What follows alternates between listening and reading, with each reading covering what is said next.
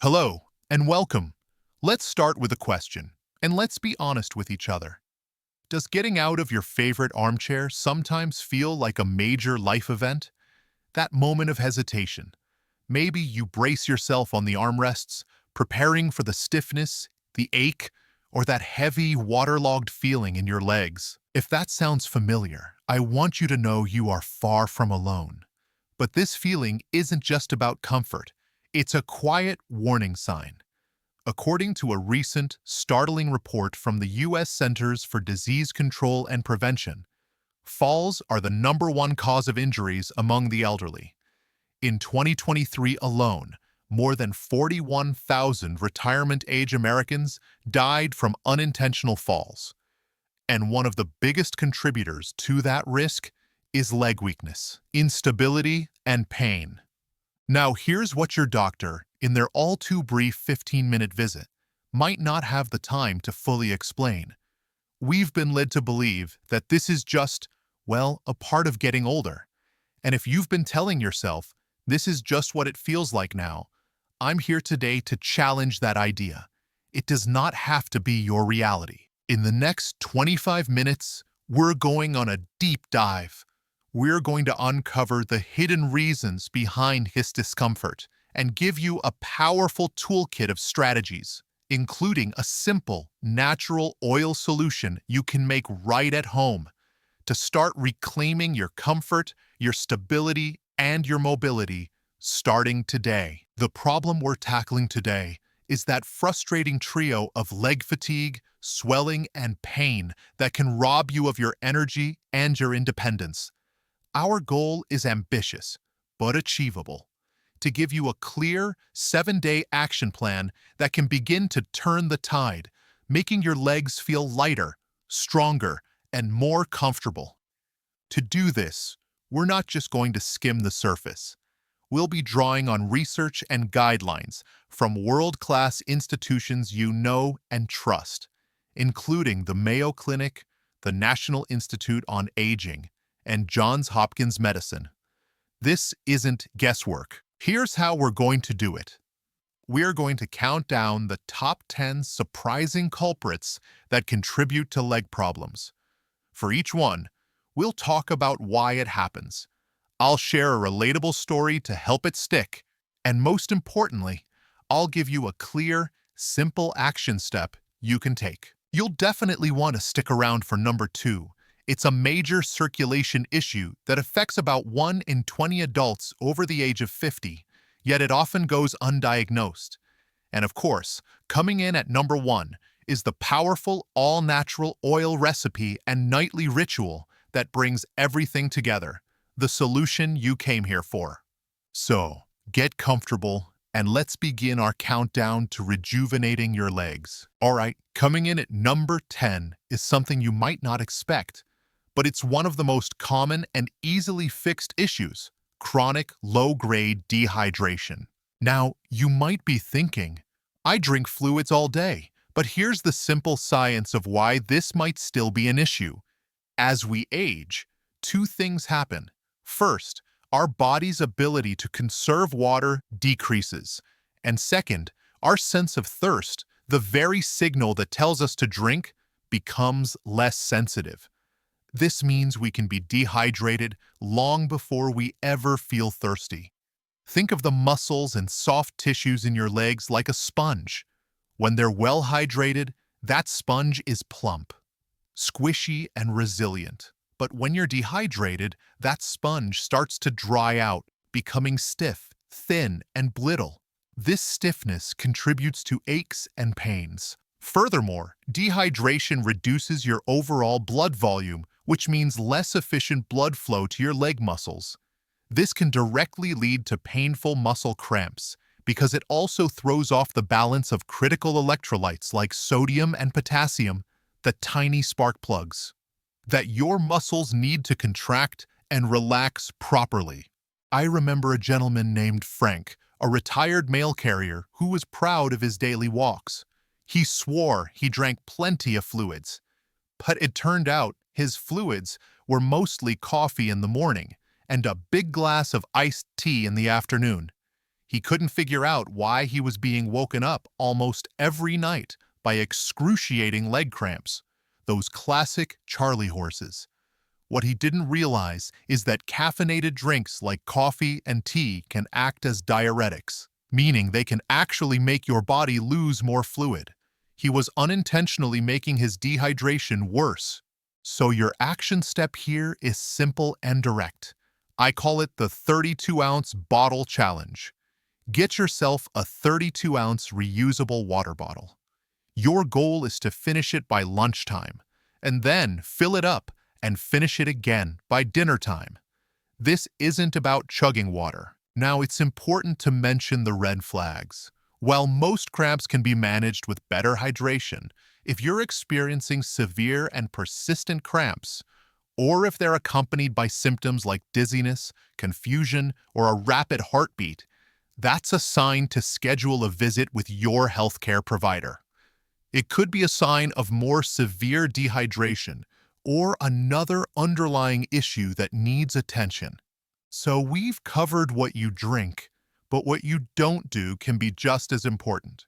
That brings us directly to culprit number 9, the sedentary spiral, which is just a fancy way of saying prolonged sitting and a lack of simple daily movement. Here's the why.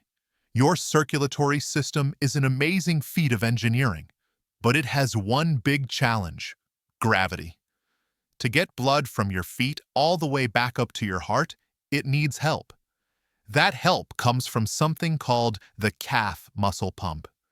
Every time you walk, flex your foot, or move your legs, your powerful calf muscles squeeze the veins within them, actively pumping blood upward, step by step. Think of your leg veins as uphill roads, and your leg muscles as the engine that pushes the traffic up that hill. When you sit for long periods, that engine is turned off. Gravity takes over and blood starts to pool in your lower legs, causing that feeling of heaviness and contributing to swelling. It's no surprise that studies have linked excessive sitting to a slower metabolism, weaker muscles and bones, and a higher risk of serious conditions like type 2 diabetes and heart disease.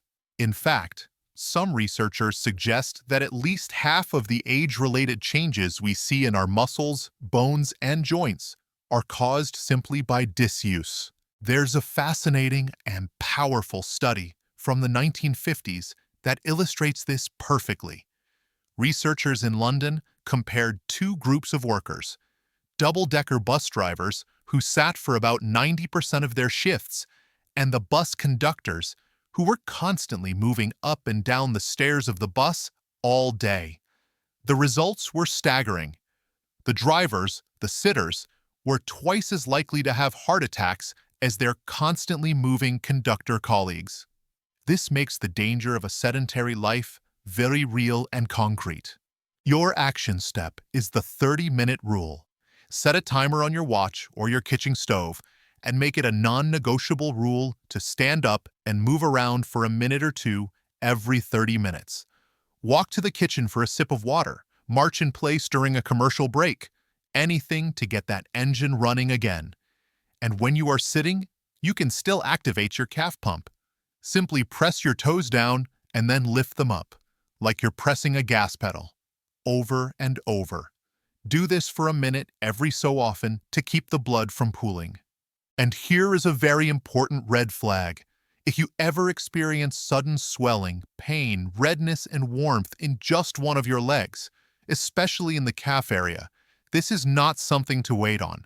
It could be a sign of a blood clot known as deep vein thrombosis, or DVT, and it requires immediate medical attention. This brings us to a crucial point that connects many of the issues we'll discuss. It's a vicious cycle. Leg pain, perhaps from arthritis, can make you hesitant to move. That fear of movement leads to a more sedentary life. That inactivity then directly worsens your circulation and leads to muscle loss. Weaker muscles and poorer balance then increase your risk of a fall, the very thing we talked about in the beginning. And the fear of falling can make you even more inactive, reinforcing the entire downward spiral of declining mobility and independence. Breaking this cycle is at the heart of what we're doing today. Moving on to number 8, let's talk about the very foundation of your body, your feet, and more specifically, the shoes you put on them. Culprit number 8 is an unsupportive foundation caused by wearing improper, ill-fitting, or simply worn-out shoes. The science is straightforward. Your feet are designed to absorb shock and provide a stable base. When your shoes are worn out, they lose their cushioning and support. This means more of the impact from walking on hard surfaces like pavement or tile floors gets sent right up the chain, through your ankles, into your knees, and all the way to your hips and back. Furthermore, shoes that lack proper support can cause your feet to sit at an improper angle, which throws your whole body out of alignment. This forces your leg muscles to work overtime just to keep you balanced, leading to unnecessary fatigue, aches, and pains. And it's important to remember that our feet change over decades of use. The natural fatty padding under the heel thins out, arches can flatten, and the whole foot can get a bit wider and longer, meaning those shoes that fit perfectly 5 years ago might now be a source of trouble. I have a friend named Carol, an avid mall walker who loves getting her steps in. For months, she complained about a nagging, persistent ache in her shins and thighs. She blamed it on getting older. On a whim, I suggested she look at her shoes. They were a pair of flimsy, old sneakers she'd had for years. She went to a proper shoe store, got measured, and invested in a new pair of walking shoes with good cushioning and arch support. Within a week, the nagging pain that had plagued her for months completely vanished. It wasn't her age, so your action step is to conduct a shoe audit. Take a look at the shoes you wear most often.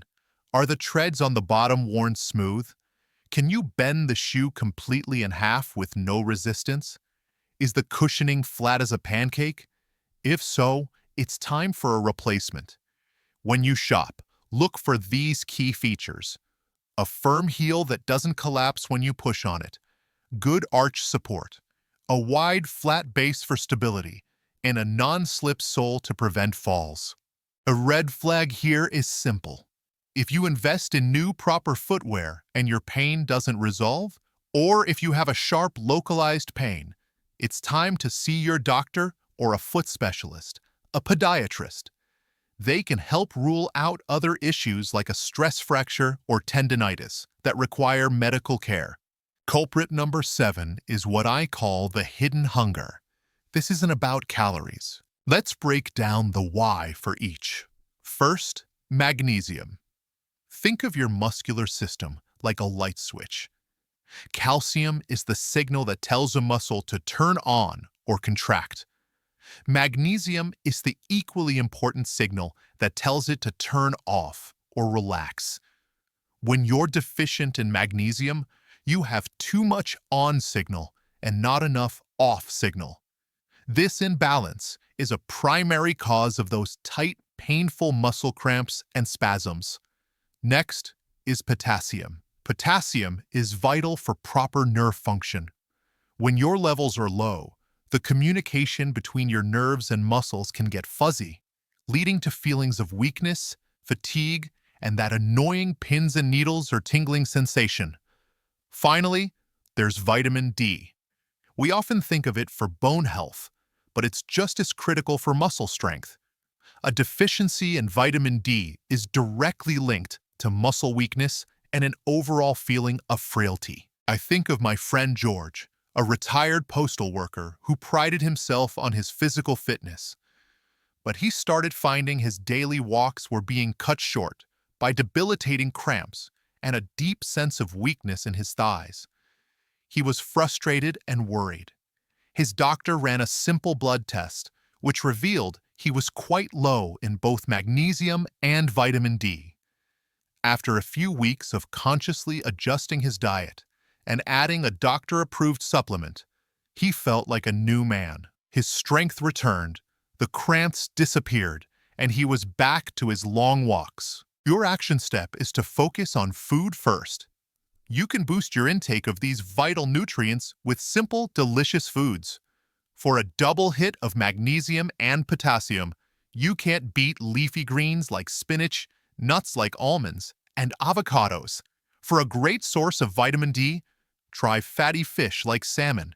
And of course, the humble banana is famous for its potassium content. The red flag.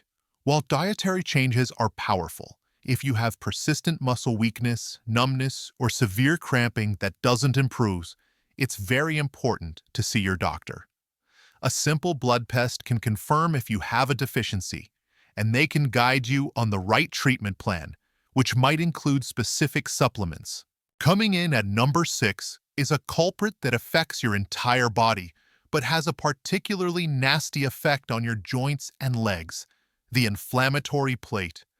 This refers to a diet that's high in foods that promote chronic, low-grade inflammation. Here's the simple science. Think of inflammation as a smoldering fire inside your body. It's not a raging blaze, but a constant, low-level irritation that over time can damage tissues and lead to pain. The foods we eat can either help quench that fire or pour gasoline on it. The main culprits that fuel the fire are highly processed foods, sugary drinks like soda, refined carbohydrates like white bread and pastries, and unhealthy fats found in many fried and packaged foods. Specifically for leg health, we need to talk about salt. A diet high in sodium causes your body to retain excess water. This fluid retention, also known as edema, directly leads to swelling in the legs and ankles, which increases pressure and discomfort. I remember a woman in one of my wellness workshops named Brenda. She had been diagnosed with osteoarthritis in her knees and suffered from constant swelling and a dull, aching pain. She felt like she had tried everything. She decided to get serious about her diet. She cut out the high-sodium frozen dinners she relied on, swapped her afternoon cookies for a handful of berries, and started cooking with more fresh vegetables. She told me that after just a couple of weeks, the puffiness in her knees was visibly reduced and the constant ache had subsided significantly.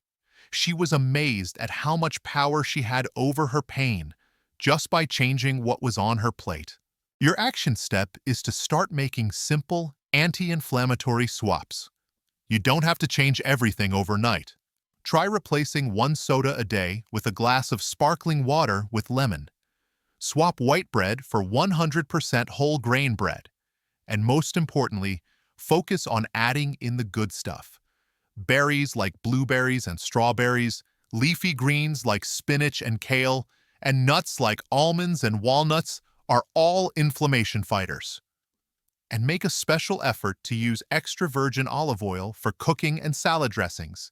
It contains a remarkable natural compound called oleocanthal, which has been shown to work in a similar way to anti-inflammatory drugs like ibuprofen. The red flag here is that while diet is a powerful tool, it is not a replacement for medical care. If you have a condition like rheumatoid arthritis or severe osteoarthritis, it's crucial to work with your doctor on a comprehensive treatment plan. Persistent, severe joint pain always requires a proper diagnosis. Okay, we're halfway through our countdown. Let's just take a quick breath and recap where we've been. So far, we've uncovered the first 5 culprits behind leg pain, swelling, and fatigue. The dehydration trap, the sedentary spiral, an unsupportive foundation from bad shoes, the hidden hunger of nutrient gaps, and the inflammatory plate. The common thread connecting all of these is that they are small things, often overlooked, that add up to a big problem. But the wonderful flip side of that is that they are all things you have a tremendous amount of control over. These are changes you can start making today. And by the way, if you're finding this information helpful and empowering, it would mean the world to me and this channel if you'd just take a second to tap that like button below the video. It's a simple, free way to show your support, and it tells YouTube that this is valuable information that can help other folks find our community. Thank you. Now, are you ready for the top 5? This is where we get into the real game changers. Let's dive in. All right, let's tackle number 5, a very important and often sensitive topic, the medication muddle. This is when the very prescriptions meant to help us with one condition inadvertently cause problems, like leg swelling, as a side effect. The science behind this is that certain classes of drugs can affect the body's ability to regulate fluid and salt, causing it to retain water. This excess fluid, or edema, naturally pools in the lower parts of the body due to gravity, leading to swollen, puffy legs and ankles. Some of the most common culprits include certain high blood pressure medicines, particularly a class called calcium channel blockers, non-steroidal anti-inflammatory drugs, or NSAIDs, like ibuprofen and naproxen, which many people take for arthritis, corticosteroids like prednisone, some medications for diabetes, and even certain hormonal therapies. I once spoke with a gentleman named David who was becoming increasingly worried about the swelling in his ankles. It was new, and he immediately feared the worst, that it was a sign of heart failure. He was losing sleep over it. When he finally went to his doctor, they reviewed his medications and realized the swelling had started shortly after he began a new prescription for his blood pressure. His doctor was able to switch him to a different class of medication, and within 2 weeks, the swelling was gone. It wasn't a new disease. This brings us to your action step, and this is the most critical one in the whole video. Under no circumstances should you ever stop or change a prescribed medication on your own. Doing so can be very dangerous. Instead, your action step is to become an informed and proactive partner in your own healthcare. Make a list of every single medication you take, prescriptions, over-the-counter drugs, everything. Then, schedule a specific medication review appointment with your doctor or your pharmacist. Go in with your list and ask the simple question, could any of these be contributing to the swelling I'm experiencing in my legs? The red flag is clear. Any new or worsening swelling that appears after you start a new medication is a reason to call your doctor. And if that swelling is ever accompanied by shortness of breath or chest pain, that is a medical emergency, and you should seek help immediately. This also highlights a complex web of interactions. Imagine someone with arthritis who takes NSAIDs for the pain. The NSAIDs can cause leg swelling. That swelling and discomfort might make them less likely to move, leading to a more sedentary lifestyle. This inactivity, in turn, can worsen both their arthritis and their circulation, creating a cascade where the solution for one problem actually makes another one worse. It shows just how important it is to look at your health as a whole picture. Culprit number 4 is a condition with a medical-sounding name, but a very simple meaning: sarcopenia.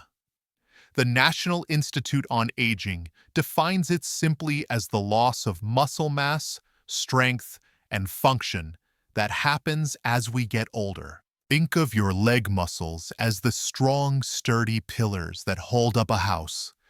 Sarcopenia is what happens when, over time, those pillars gradually get thinner and weaker if they aren't actively maintained. This isn't just about looks, it's about function. The statistics are eye-opening. Studies show that after the age of 50, adults can lose up to 15% of their muscle strength each decade.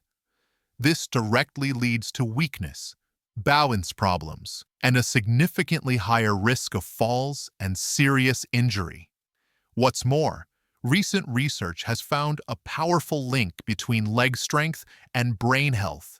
Stronger legs are associated with better cognitive function as we age, so maintaining these muscles is truly a full-body investment. I remember my own Aunt Eleanor. She was always active, But after a minor stumble in her garden, she became fearful. She started avoiding her daily walks and spent more time indoors. Within a year, we could all see the difference. Getting up from a low chair became a struggle. Her confidence was shaken. Her fear of falling had actually accelerated the muscle loss that made falling more likely. It was only when her physical therapist showed her a few simple exercises she could do safely at home that she began to break that cycle and regain her strength and her confidence. Your action step is to fight back against muscle loss with simple, safe resistance exercises. You don't need a gym. Here are two you can do right in your living room. First, chair squats. Stand in front of a sturdy chair, feet shoulder-width apart. Slowly lower yourself down as if you're about to sit, keeping your back straight. Just before you touch the seat, push through your heels and stand back up. Aim for 2 sets of 10 repetitions. Second, standing calf raises. Stand behind a sturdy chair or countertop for balance. Slowly rise up onto the balls of your feet. Hold for a second, and then slowly lower your heels back down. This is fantastic for your lower legs and balance. Aim for 2 sets of 15 repetitions. The red flag here, while gradual muscle loss is common, if you experience a sudden, rapid loss of strength or weakness that's paired with significant pain, that's a reason to see your doctor to rule out any other underlying medical conditions. And here we are. We have arrived at culprit number 1. This isn't a disease or a deficiency. It's a missed opportunity. It's the neglect of a simple, powerful, therapeutic self-care practice that can tie together the solutions to so many of the problems we've just discussed. Number 1 is creating your own nightly rejuvenation ritual with a natural oil massage. Let's talk about the science, because this is more than just a feel-good activity. First, there's the power of the massage itself. When you gently massage your legs using firm, upward strokes, always moving from your ankles up towards your knees, you are physically helping to move that pooled fluid and stagnant blood out of your lower legs. You are manually assisting your circulatory and lymphatic systems, doing the work that weak vein valves or inactive muscles can't do on their own. But the real magic happens when you combine this massage with the right therapeutic oils. This is where we create our natural oil solution. We start with a base oil. You have 2 fantastic choices. The first is Arnica oil. Arnica is an herb that has been used for centuries. It contains a potent anti-inflammatory compound called halenoline. This makes it an incredible choice for reducing pain, swelling, and even the appearance of bruises. Your second choice for a base is magnesium oil. This isn't a true oil, but a highly concentrated solution of magnesium chloride. When applied to the skin, it delivers magnesium directly to the underlying muscles, helping to relieve those painful cramps and spasms we talked about earlier. To this base, we're going to add a few boosters, powerful essential oils. First, Cypress oil, which is renowned for its ability to improve circulation and help the body reduce fluid retention and swelling. Second, peppermint oil. Peppermint contains menthol, which provides a wonderful cooling sensation that acts as a natural analgesic or pain reliever on sore, achy muscles. And third, lavender oil. Lavender is a true powerhouse. Not only is it a proven anti-inflammatory and pain reliever, but its calming aroma has been shown to reduce stress and anxiety, which can lower your perception of pain and help you relax into a night of healing sleep. This ritual is the capstone of our week-long rejuvenation plan because it is a single action that addresses multiple culprits at once. The physical massage combats the effects of a sedentary day and the circulation crisis. The arnica and lavender in the oil directly target the inflammation from arthritis and an inflammatory diet. The magnesium oil option directly addresses muscle cramping from nutrient deficiencies. It's a tangible, daily, empowering action that gives you a sense of immediate control and care over your own body. So here's your final, most important action step: the Rejuvenation leg oil recipe and ritual. First, the recipe. In a small bottle or jar, combine 2 ounces of your chosen carrier oil, either Arnica oil or Magnesium oil. To that, add 6 drops of Cypress essential oil, 4 drops of peppermint essential oil, and 4 drops of lavender essential oil. Put the cap on and shake gently to mix. Now the ritual. Each evening before bed, pour about a teaspoon of your custom oil blend into your palm. Start at your ankle and, using gentle but firm pressure, massage the oil into your skin, always using long, upward strokes moving toward your knee. This is crucial. You want to push the fluid up toward your heart. Spend at least 5 minutes on each leg. Make this a peaceful, calming part of your wind-down routine. No, for the red flags, which in this case are very important safety precautions. First, because senior skin can be more fragile and sensitive, you must do a patch test. Before your first use, apply a small dab of the mixed oil to the inside of your forearm, cover it with a bandage, and wait 24 hours to make sure there's no irritation. Second, remember that essential oils are potent and must always be diluted in a carrier oil, as we did in our recipe. Never apply them directly to the skin. Third, this oil is for external use only. Never, ever ingest it. And finally, it's always wise to consult your doctor before starting any new topical treatment, especially if you have very sensitive skin or are on medications like blood thinners, as some ingredients like Arnica can potentially interact. And a quick but important reminder: I am an expert in health communication, not a medical doctor.